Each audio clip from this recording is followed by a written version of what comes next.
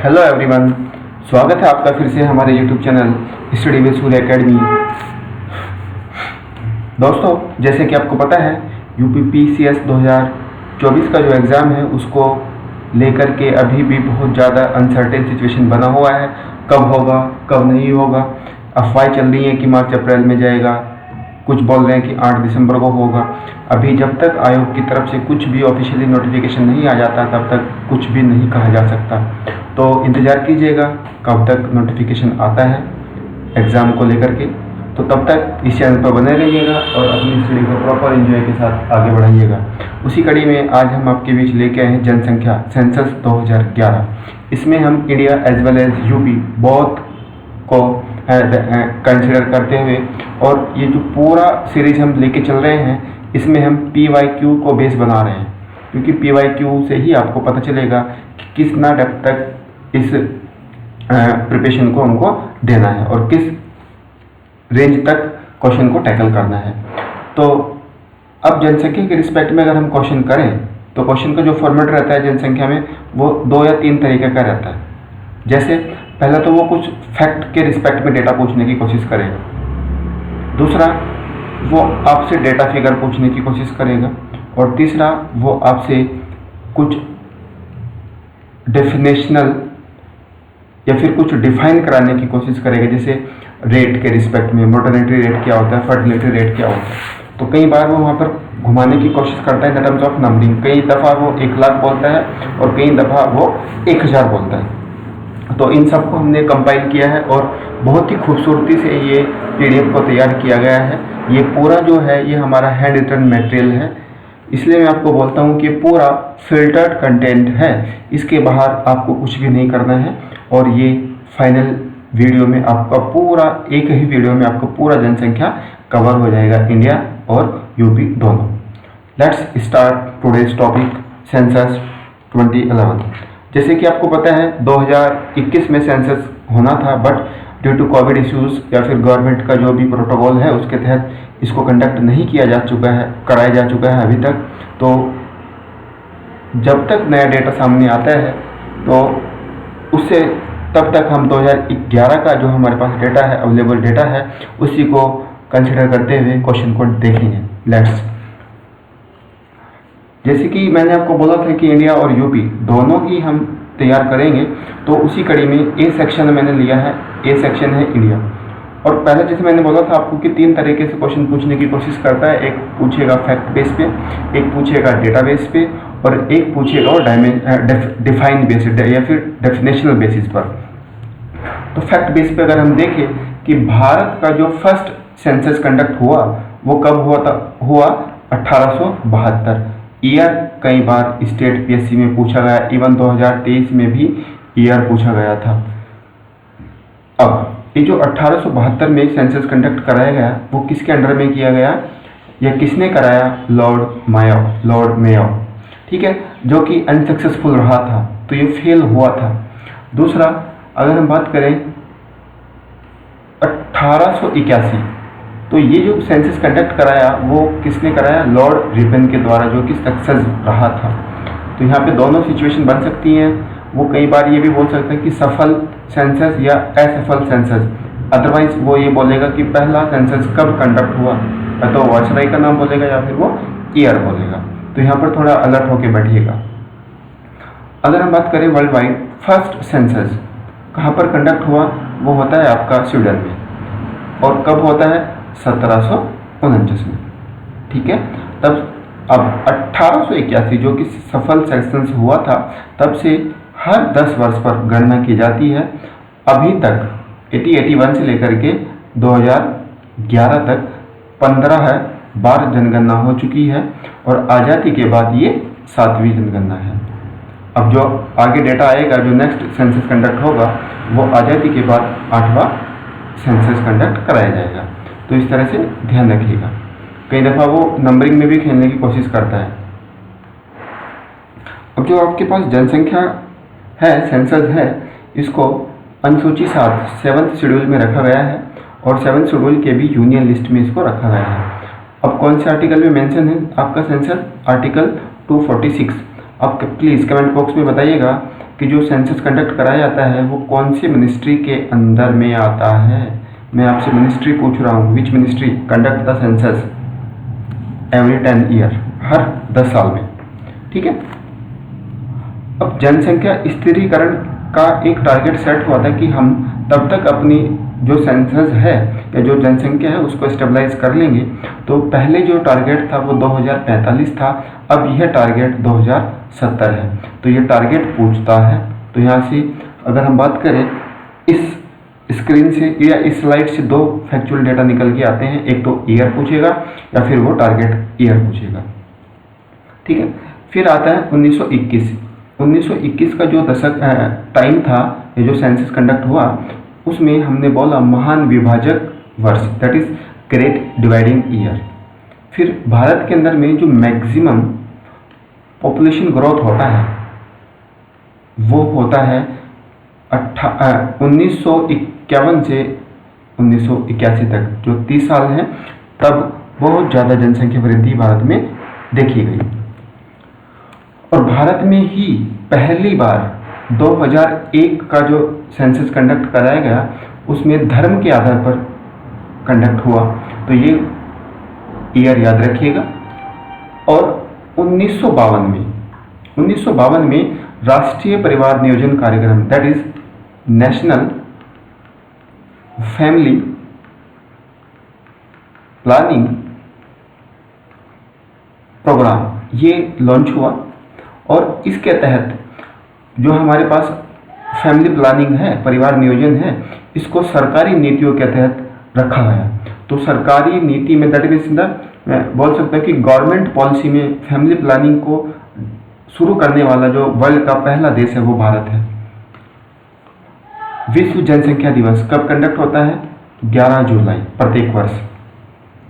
कार्यशील आयु that is working as का जो ड्यूरेशन है या एज का डेटा है वो कितना है? 15 वर्ष से 60 वर्ष तक। अब संयुक्त राष्ट्र जनसंख्या कोष, यूनाइटेड नेशन पॉपुलेशन फंड, इसके द्वारा ना एक रिपोर्ट जारी होती है। रिपोर्ट का नाम है विश्व जनसंख्या report, that is world population report, which institution release by UN population fund. जनसंख्या सिद्धांत, जो जनसंख्या प्रिंसिपल है वो किसने था? मॉल्थस के द्वारा इसको दिया गया है। यहाँ से ये इंपॉर्टेंट है, क्वेश्चन पूछता है। यहाँ पर दो डेटा वो पूछने की कोशिश करेगा। वो दोनों डेटा क्या क्या है?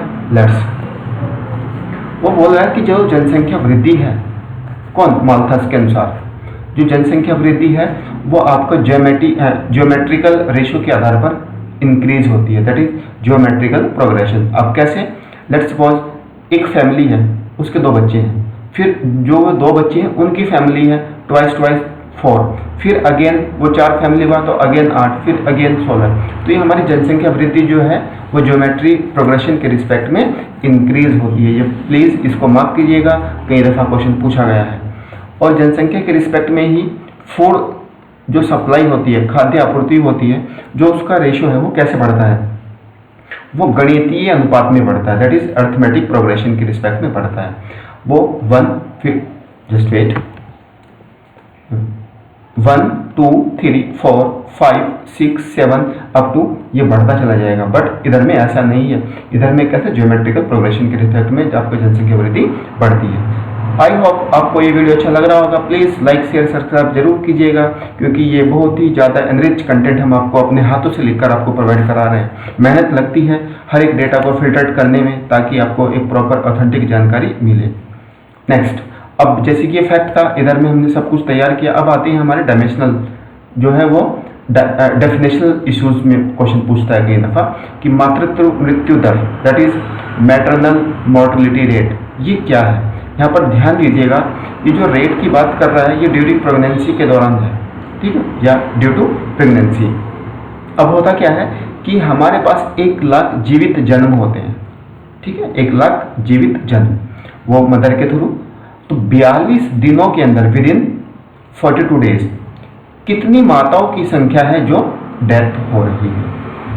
मैं फिर बोल रहा हूँ, अगर हम 42 दिन की बात करें विद इन 42 डेज, कितनी महिलाएं हैं आउट ऑफ 1000 जिनकी डेथ हो रही है?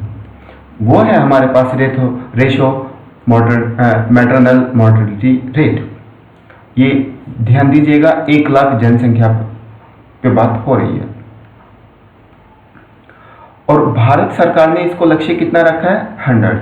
भारत सरकार बोलती है कि हमारा पूरी कोशिश ये रहेगी कि कम से कम माताओं की हानि हो, और उसी के तहत भारत सरकार ने अपने प्रोग्राम भी लॉन्च किए हैं। फिर आता है शिशु मृत्यु दर। शिशु मृत्यु दर, इन्फेंट मोर्टेलिटी रेट, इन्फेंट नवजात। यहाँ पर थोड़ा ध्यान दीजिएगा, यहाँ पर बोला प्रतिवर्ष 1000 जीवित शिशुओं की 1 वर्ष से कम आयु में मृत्यु। कितने बच्चे हैं जो विदिन 1 वर्ष, विदिन 1 ईयर 1000 बच्चों में जो उनकी मौतें हो रही। अगर मैं यहाँ से बोलूँ कि 365 दिन में प्रति 1000 जीवित बच्चों में कितनी डेथ हो रही है, तो वह है हमारे पास इन्फेंट मोर्टेलिटी रेट, और इसका लक्ष्य कितना रखा है? 30। फिर आता है बाल मृत्यु दर, चाइल्ड मोर्टेलिटी रेट।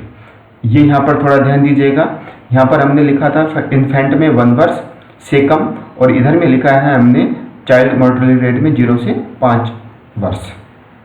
ये जो डेटा हम मार्क कर रहे हैं, मैं इसको एक बार हाइलाइटर के रिस्पेक्ट में आपको समझाने की कोशिश करता हूँ ताकि आपको पता रहे। 0 से 5 प्रति 1000, 1 वर्ष से कम, 42 दिन, लक्ष्य 100 प्रति 1 लाख। जिसको मार्क कर रहा हूँ यही इंपॉर्टेंट है, यहाँ पर बच्चा खाते हैं बच्चे, ठीक है। तो कितने बच्चे, 1000 बच्चों में जो जीवित बच्चे उनमें कितनों की मौतें हो रही हैं। फिर मैं मान के चल सकता हूँ मेरे पास 1000 बच्चे हैं, इनमें कितने बच्चे डेथ कर रहे हैं। एज क्या है? 0 से 5 वर्ष। तो ये थोड़ा डेटा आपको ध्यान में रखना पड़ेगा। अब आता है संपूर्ण प्रजनन दर, अर्थात टोटल फर्टिलिटी रेट। ये क्या है? ये देखो, किसी भी स्त्री का जो भी रिप्रोडक्टिव एज होती है, रिप्रोडक्टिव एज का मतलब होता है जब तक वो बच्चे पैदा करने की कैपेसिटी में रहे, तो उसका ईयर है 15 से 49 वर्ष में पैदा हुए बच्चों की संख्या। अब भारत सरकार ने 2070 तक इसको कितना किया है? 2.1। अब आपको कैसे पता चलेगा कि बोलना क्या चाह रहा है? लेट्स सपोज ये एक एरिया है, यहाँ पर 5 महिलाएं हैं। इन 5 महिलाओं को निकालें अगर हम, तो इसके 20 बच्चे हैं 5 महिलाओं में। अब ये हो सकता है किसी एक महिला के 2 बच्चे हैं, किसी का 1 बच्चा है, किसी के 3 बच्चे हैं, बट फिर भी टोटल अगर हम बात करें वो कितने हैं? 20। तो इन 20 बच्चों पर 5 महिलाओं से कंसिडर करते हुए पता चलाएंगे 4 बच्चे की ये जो रेट आ रहा है औसतन निकल के आ रहा है कि एक महिला के पास 4 बच्चे हैं। That is she have the capacity to produce 4 children during one reproductive age. तो ये थोड़ा ध्यान दीजिएगा। अब यहाँ पर कंपलसरी ये नहीं कि उसकी 4 ही कंपल्सन है, 4 ही बच्चे कंपलसरी है, नहीं, एक भी हो सकता है। एक औसतन बात की है। तो भारत सरकार ये बोलती है कि 2070 तक हमारा जो टारगेट है उसको कितना लेके रखना है? 2.1 तक। लेट्स इसको क्लियर कर देता हूँ।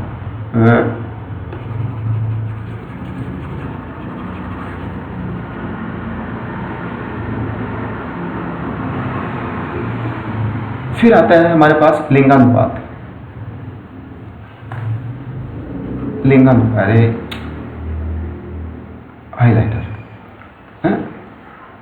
Sex ratio. ये क्या है? प्रति 1000 पुरुषों पर महिलाओं की संख्या। मैं बोल रहा हूँ हमारे क्षेत्र में 1000 पुरुष हैं, 1000 पुरुषों पर नंबर ऑफ फीमेल कितनी है? तो इट इज सेक्स रेशियो, लिंगानुपात। फिर आता है बाल लिंगानुपात, चाइल्ड सेक्स रेशियो। ये है 0 से 6 वर्ष। इंपॉर्टेंट है ईयर। ये जो रेंज बोल रहे हैं यहाँ पर गच्चा खाते हैं, उधर अगर हमने देखा था चाइल्ड मोर्टेलिटी रेट पर वो था 0 से 5, और इधर चाइल्ड सेक्स रेशियो पर कितना? 0 से 6। यहाँ पर थोड़ा ध्यान दीजिएगा। ये बोल रहा है कि प्रति 1000 बालकों पर बालिकाओं की संख्या, सिमिलर प्रति 1000 पुरुषों पर महिलाओं की संख्या, बट वहाँ पर एज का डिफरेंस है। फिर आता है जनसंख्या घनत्व, पॉपुलेशन डेंसिटी, प्रति वर्ग किलोमीटर पर रहने वाले लोगों की संख्या। अगर मैं बात करूं, लेट्स सपोज ये 1 किलोमीटर का दायरा है, 1 किलोमीटर इधर, 1 इधर, 1 इधर, 1 इधर। इस 1 किलोमीटर के क्षेत्र में कितने नंबर ऑफ जनसंख्या निवास कर रही है? तो उसको हम बोलते हैं जनसंख्या घनत्व, जनसंख्या घनत्व। ठीक है। अब फिर नेक्स्ट डेटा आता है आश्रित अनुपात, डिपेंडेंसी रेशियो। जैसे कि जब हमारी अर्ली एज होती है तो हम माता पिता पर निर्भर रहते हैं, लेकिन जब माता पिता ओल्ड एज में जाते हैं तो वो हम पर निर्भर हो जाते हैं। तो वो यही कहना चाह रहा है कि कितना है उसका एज का डेटा, 0 से 14 वर्ष और 65 वर्ष से ऊपर की जो जनसंख्या है वो आश्रित जनसंख्या है। प्लीज़ ये डेटा इंपॉर्टेंट है, भाग करके चलिएगा।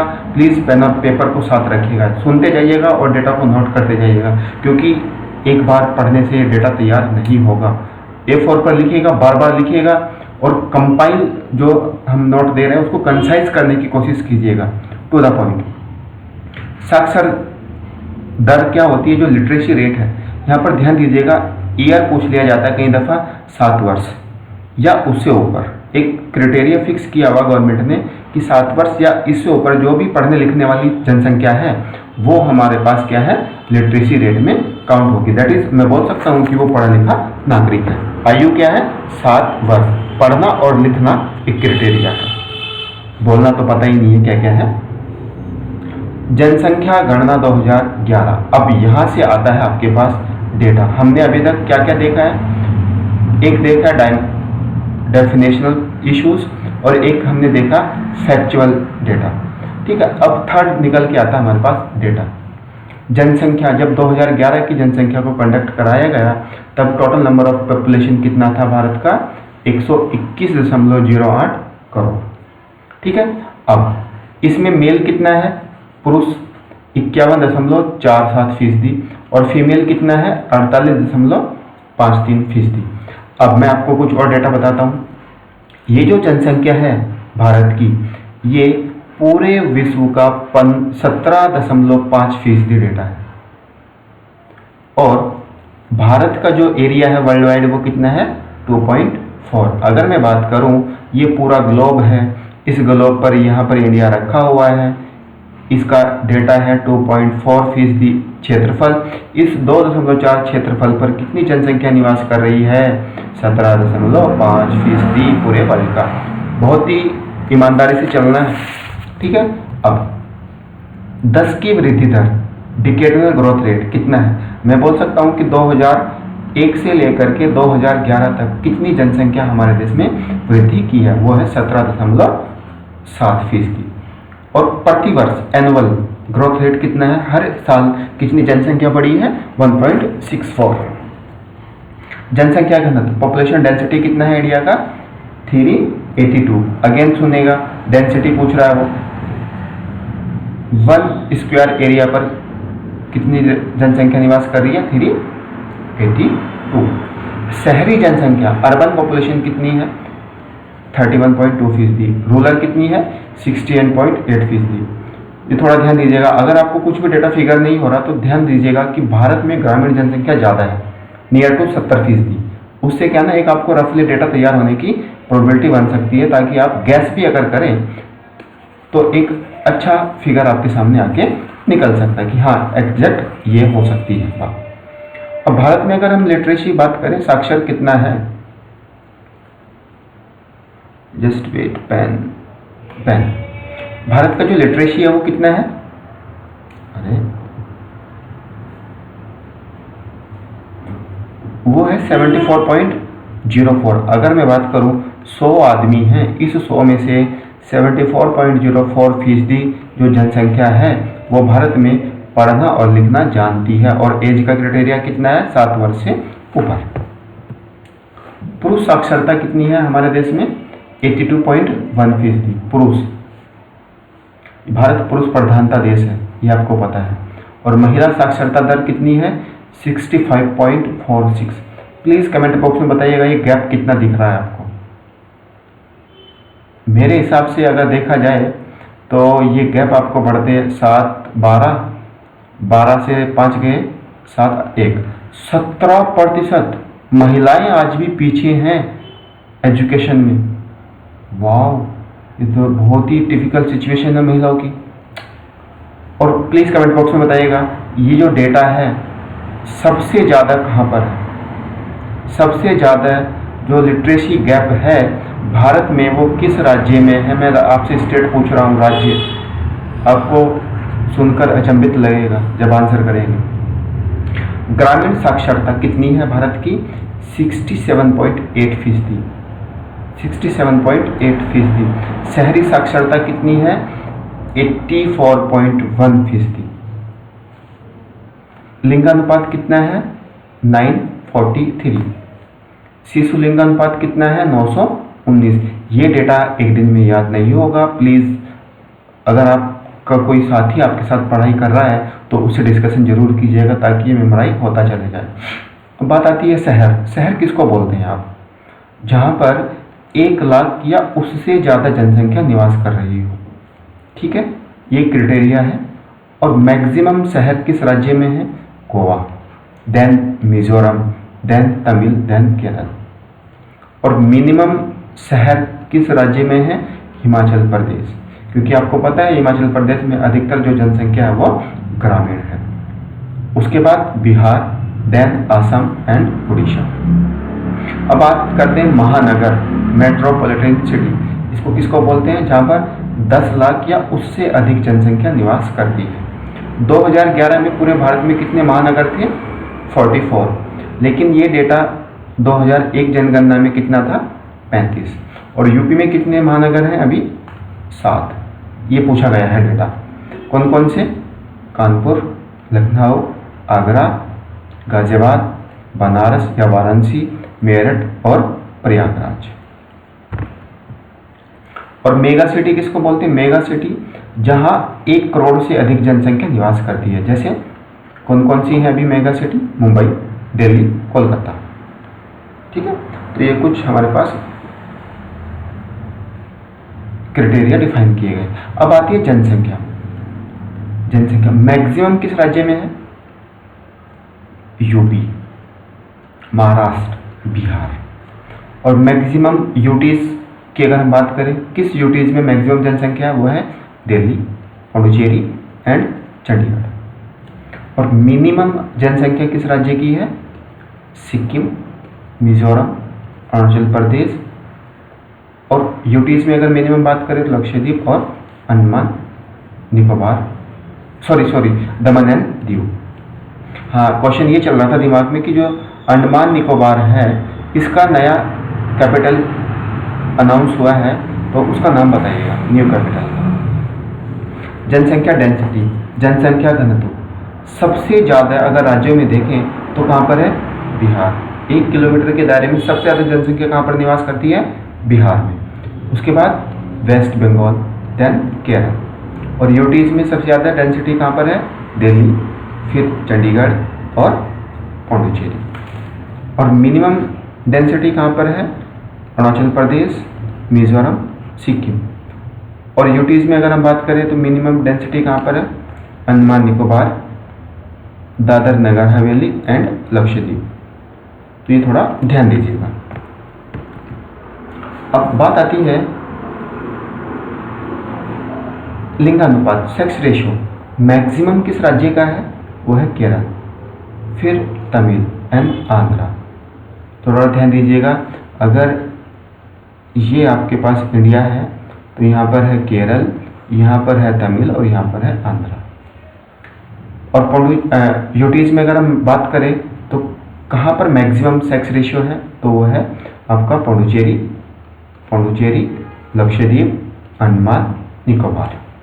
और मिनिमम किस राज्य का है? वो है हरियाणा। हरियाणा तो यूपी पीसीएस में बहुत बार पूछा गया है। हरियाणा, फिर आता है पंजाब, फिर आता है सिक्किम। और यूटीज में कहाँ पर है? दमन एंड दीव एंड चंडीगढ़। अब बात करें शिशु लिंगानुपात, चाइल्ड सेक्स रेशियो, तो मैक्सिमम किस राज्य का है? वो है अरुणाचल प्रदेश, फिर आता है मिजोरम और फिर आता है मेघालय। यूटीज में क्या है? अंडमान निकोबार, पुडुचेरी, दादर नगर हवेली। 10 की वृद्धि दर, that is decade growth rate. ठीक है, ये थोड़ा डेटा उलट दिया गया है, ये मिस टाइपिंग है मुझसे ही, थोड़ा ध्यान दीजिएगा। अब देखो, मैक्सिमम जो ग्रोथ हुआ है 10 वर्ष में वो कहाँ हुआ है? मेघालय, फिर अरुणाचल प्रदेश एंड देन बिहार। ठीक है, अगर हम यूटीज में चलें, यूटीज तो वो है दादर नगर हवेली एंड पौंडीचेरी। ठीक है, मैक्सिमम ग्रोथ है ये। और अगर हम बात करें मिनिमम का, तो मिनिमम अगर हम बात करें राज्य का तो वो है नागालैंड, केरल, गोवा। नागालैंड में मिनिमम ग्रोथ है। और यूटीज में बात करें तो क्या है? Lakshadweep, Andaman Nicobar and Chandigarh. Good. Next आता है लिटरेसी रेट, साक्षरता दर। मैक्सिमम लिटरेसी किस राज्य की है? केरल, फिर मिजोरम, फिर गोवा। यूटीज में देखें तो मैक्सिमम साक्षरता किसका है? लक्षद्वीप, दमन एंड दीव, अंडमान निकोबार द्वीप समूह। मिनिमम अगर लिटरेसी की बात करें तो किस राज्य का है? बिहार, अरुणाचल प्रदेश, राजस्थान। दादर नगर हवेली ये यूटीज में है, पौंडीचेरी एंड चंडीगढ़। मैं फिर बोल रहा हूँ, आपसे मैंने क्वेश्चन पूछा था कि मेल और फीमेल का जो लिटरेसी रेट है, सबसे ज़्यादा गैप किस राज्य में है? बहुत ही ज़्यादा है। ये एक हास्यप्रद कहानी सुनने को मिलेगी आपको। फिर आता है पुरुष साक्षरता, मेल लिटरेसी। मैक्सिमम पढ़े लिखे जो पुरुष हैं वो किस राज्य में है? केरल, मिजोरम, गोवा। और यूटीज में अगर हम बात करें लक्षद्वीप, दमन एंड दीव, अंडमान निकोबार। मिनिमम अगर हम पुरुष लिटरेसी की बात करें तो कौन सा राज्य है मिनिमम? बिहार, अरुणाचल प्रदेश, अंडमान निकोबार, आंध्र प्रदेश, आंध्र प्रदेश। यूटीज में अगर हम बात करें तो वो है दादर नगर हवेली, चंडीगढ़, अंडमान निकोबार। महिला साक्षरता, फीमेल लिटरेसी, मैक्सिमम कहाँ पर है? किस राज्य में है? केरल, फिर मिजो एंड गोवा।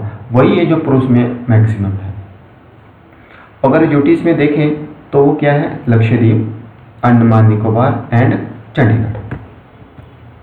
अब मिनिमम डेटा देगा हम फीमेल लिटरेसी का, तो मिनिमम राज्य के रिस्पेक्ट में क्या है? बिहार, राजस्थान, झारखंड। और यूटीज में दादर नगर हवेली एंड दीव एंड पौंडीचेरी। अब बात आती है शेड्यूल कास्ट। भारत की जो जनसंख्या है 2011 के अनुसार, उसमें शेड्यूल कास्ट का कितना डेटा है? 16.6% जनसंख्या है। अब maximum schedule caste in the terms of number, संख्या के रिस्पेक्ट में कहाँ रहती है? UP, west Bengal, Bihar. और in the terms of percentage वो कहाँ पर रहती है? पंजाब, लगभग 32%। फिर एचपी एंड एचपी बोले तो Himachal Pradesh, north Hindustan Petroleum and west Bengal. Minimum अगर हम बात करें, मिनिमम शेड्यूल कास्ट मिनिमम कहाँ पर निवास कर रही है in the terms of number? Mizoram, Meghalaya, Goa. और in the terms of percentage कहाँ पर है? मिजोरम, मेघालय, गोवा। ठीक है, थोड़ा ये ध्यान दीजिएगा। ये जो मिनिमम है दोनों का सेम ही डेटा है। ग्रामीण जनसंख्या जो मैक्सिमम है वो कहाँ पर है in the terms of number? UP, Bihar, west Bengal. और ग्रामीण जनसंख्या in the terms of percentage maximum कहाँ है? हिमाचल प्रदेश, बिहार, असम। और मिनिमम ग्रामीण जनसंख्या कहाँ पर है? वो है सिक्किम इन the terms of number, Mizoram, Goa. और अगर हम बात करें इन the terms of percentage, minimum कहाँ पर है? ग्रामीण, गोवा, मिजोरम, तमिल। शहरी जनसंख्या, सबसे ज़्यादा शहरी जनसंख्या कहाँ पर निवास करती है? गोवा, इन the terms of number Maharashtra, फिर यूपी एंड तमिल। और in the terms of percentage maximum जनसंख्या अर्बन कहाँ है? गोवा, फिर है मिजोरम एंड देन तमिलनाडु। और मिनिमम शहरी जनसंख्या सिक्किम, अरुणाचल प्रदेश, नागालैंड। और in the terms of percentage कहाँ पर है? हिमाचल, बिहार, असम। थोड़ा ध्यान दीजिएगा, ये नंबर के रिस्पेक्ट में है, ये परसेंटेज के रिस्पेक्ट में है। अब बात आती है शेड्यूल्ड ट्राइब्स। ये भारत की जनसंख्या का कितना हिस्सा है? 8.6%। मैक्सिमम कहाँ पर निवास करती है in the terms of number? वो है एमपी, मध्य प्रदेश, फिर उड़ीसा, महाराष्ट्र। एमपी, उड़ीसा, महाराष्ट्र। अगर हम बात करें इन द टर्म्स ऑफ परसेंटेज, तो सबसे ज़्यादा परसेंटेज कहाँ पर है? वो मिजोरम में है और नागालैंड। मिनिमम अगर हम बात करें, minimum schedule caste in the terms of number, Punjab, Haryana. और in the terms of percentage सबसे कम कहाँ पर है? यूपी, फिर तमिल एंड बिहार। तो ये डेटा याद रखिएगा। ऐसा नहीं है एक दिन में हो जाएगा, बट डेली बेसिस पे वीडियो को सुनते जाएगा, 1.5 पे भी लगा करके ये याद हो जाएगा। नहीं तो डेटा को एक बार लिख लीजिएगा। धार्मिकता के आधार पर, अगर हम धर्म के आधार पर देखें, भारत के अंदर में सबसे ज़्यादा जो जनसंख्या वो हिंदुज़म की है। हिंदू जनसंख्या कितनी? 79.8%। देन मुस्लिम 14.2, फिर क्रिश्चियन 2.3, सिख 1.7, बुद्धिस्ट 0.7, जैनिज्म 0.4%। 2023 में यूपीपीएससी में क्वेश्चन आया था कि सबसे ज़्यादा शहरी जनसंख्या या शहरी भाग किस माइनॉरिटी का है? तो जैनिज्म का है। कितना है? 0.4% जनसंख्या है जैनिज्म की, और इसका अधिकतम भाग शहर में निवास करता है। एक क्वेश्चन और आता है, मैं आपको बताता हूँ, जनसंख्या घनत्व को लेकर के। जब आप पीवाईक्यू एनालाइज कीजिएगा, देखिएगा, उसमें पूछा गया था कि भारत का कौन सा राज्य है जहाँ पर मिनिमम पॉपुलेशन डेंसिटी लाई होती है? तो उसका आंसर अरुणाचल प्रदेश है। अरुणाचल प्रदेश का जो पॉपुलेशन डेंसिटी है वो 17 व्यक्तियों का है प्रति 1 किलोमीटर स्क्वायर का। अब हम चलते हैं यूपी की जनसंख्या पर। यूपी 2011 की जनगणना के अनुसार यूपी की जनसंख्या कितनी है? 19.98 करोड़, अप्रोक्स 20 करोड़ मैं इसको बोल सकता हूँ। यहाँ पर मेल कितने हैं? 52.28%। फीमेल कितने हैं? 47.72%। अब 10 की वृद्धि दर कितनी होती है? यहाँ पर 10 सालों में कितनी वृद्धि होती है? 20.2%। और भारत में कितनी होती है? लगभग 17.5%। भारत की कुल जनसंख्या में प्रतिशत कितना है? यूपी की जो जनसंख्या है उसका भारत की जनसंख्या में कितना हिस्सा है? 16.5%। जनसंख्या घनत्व कितना है? 829। और भारत का बताइएगा कितना है? कहीं 329 तो नहीं है या 322 है? प्लीज़ कमेंट बॉक्स में आंसर कीजिएगा, ये आपके ऊपर है। ग्रामीण जनसंख्या कितनी है? वो है यूपी के अंदर में ग्रामीण जनसंख्या कितनी निवास करती है? 77.7%, अर्थात 77.7। और शहरी जनसंख्या कितनी है? 22.3%। लिंगानुपात कितना है? 912। इंडिया का कितना है? 943। ये इसलिए मैं डेटा लिखता जा रहा हूँ ताकि आपको प्रॉब्लम ना हो मैच कराने में। शिशु लिंगानुपात, चाइल्ड सेक्स रेशो यूपी का कितना है? 902 और भारत का कितना है? लगभग 912। एक बार चेक कीजिएगा इनको। साक्षरता कितनी है यूपी की? 67.7। और इंडिया की साक्षरता कितनी है? प्लीज़ कमेंट बॉक्स में आंसर भी कीजिएगा, दिमाग चलेगा तो पता चलेगा कि गड़बड़ कहाँ हो रही है। 74.04%। अब अगर हम मेल की बात करें, जस्ट वेट, यूपी का कितना पुरुष साक्षरता है? वो है 77.3%। और फीमेल कितना है? 57.2%। तो कहीं ना कहीं इसमें भी बहुत बड़ा गैप सामने आ रहा है। लगभग 20% गैप है मेल और फीमेल एजुकेशन में। क्या कर रही हैं हमारी सरकारें? जनसंख्या अगर हम बात करें यूपी में सबसे ज़्यादा किस जिले की है? तो वह है आपका प्रयागराज, और मिनिमम कहाँ पर है? महोबा। साक्षरता लिटरेसी सबसे ज़्यादा किस जिले में है? गौतम बुद्ध नगर। सबसे कम श्रावस्ती। अब श्रावस्ती एक ऐसा जिला है जो बुद्धिज़्म को लेकर के बहुत ज़्यादा माना जाता है। तो प्लीज़ बताइएगा, बुद्धिज़्म सेंटर होते हुए भी यहाँ की जो लिटरेसी रेट है, male female even overall literacy of UP, it is lowest. It is lowest. Buddha की धरती है ये।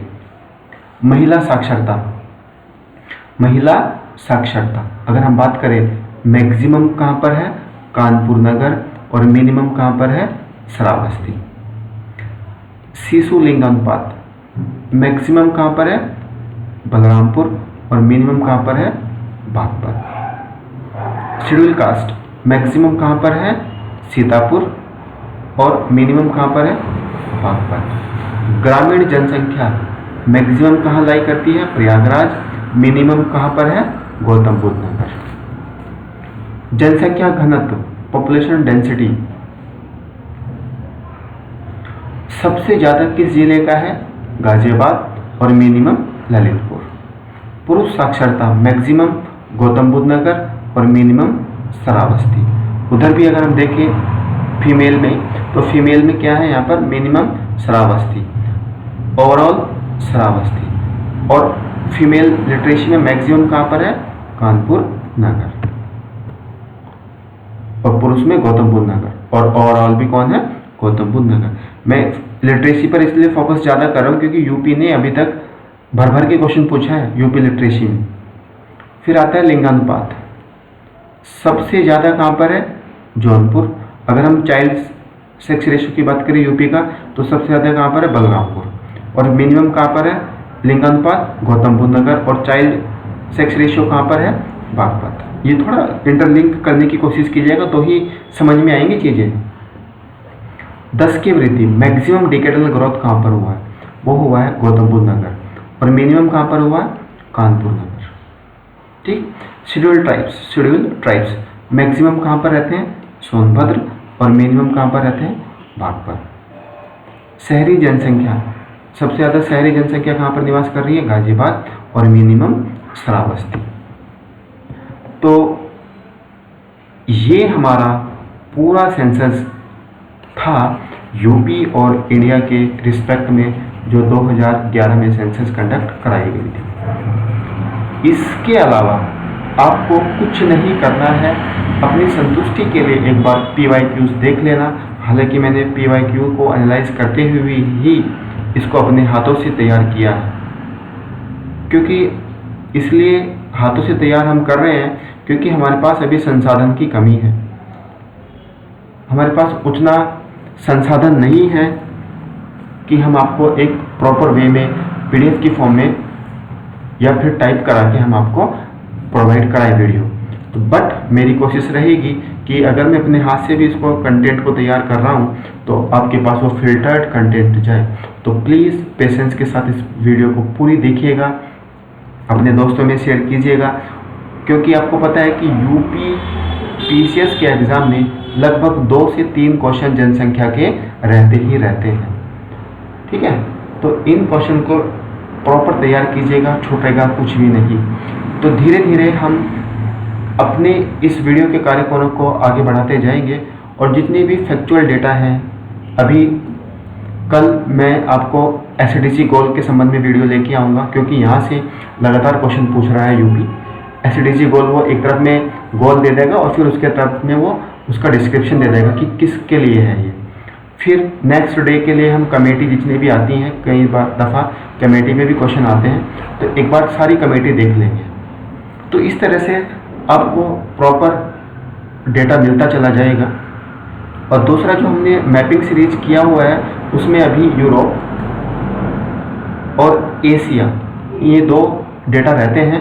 तो कल आपके सामने 2 वीडियो आएंगी, एक आएगा SDG गोल को लेकर के और एक आएगा यूरोप का कंप्लीट वीडियो आएगा। ड्यूरेशन भले ही लंबा हो जाए बट पेशेंस के साथ देखिएगा, क्योंकि उससे ज़्यादा कुछ भी नहीं है। ठीक है, जैसे ही ये मैपिंग सीरीज़ पूरा होगा फिर हम आपको PYQs एनालाइज कराते हुए चलेंगे, जो भी वर्ल्ड ज्योग्राफी में पूछे गए हैं, वर्ल्ड ज्योग्राफी में जो भी पूछे गए हैं अदर एग्जाम में। अदर एग्जाम मतलब यूपी के ही एग्जाम होंगे, वो अदर होंगे, और यूपी पीसीएस के भी जो भी पेपर हमने कंपाइल किए हैं। तो प्लीज़ चैनल को लगातार फॉलो कीजिएगा। ये चैनल आपके लिए बहुत ही अच्छा मेहनत कर रहा है और प्रॉपर कंटेंट आपको दे रहा है। बस आप धैर्य के साथ लगे रहिएगा परीक्षा के लिए, क्योंकि अभी मार्केट में बिल्कुल अनसर्टेनिटी बनी हुई है एग्ज़ाम को लेकर के, कब होगा कब नहीं होगा। जब भी होगा एग्ज़ाम होगा। देखो लॉस है, सभी का लॉस है, हमारा भी आपका भी। तो प्लीज़ बने रहिएगा और इस वीडियो को अच्छे से देखिएगा, अपने दोस्तों में शेयर कीजिएगा। प्लीज़ वीडियो अच्छी लगी तो लाइक कीजिएगा। वीडियो देखने के लिए बहुत बहुत धन्यवाद।